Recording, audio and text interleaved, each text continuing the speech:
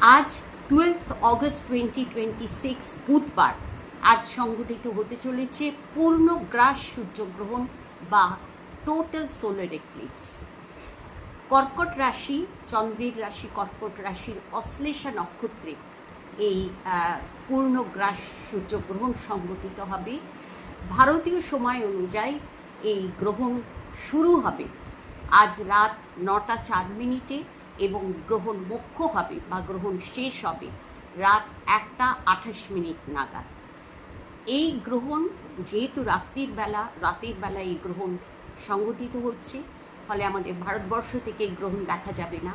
তো ভারতবর্ষ থেকে এই গ্রহণ দেখা যাবে না, তাহলে কি এই গ্রহণের প্রভাব আমাদের ওপর পড়বে না? সেটাই আজ আলোচনা করব আজকের এই ভিডিওতে। নমস্কার, আমি জয়শ্রী, আপনাদের অনেক অনেক স্বাগত।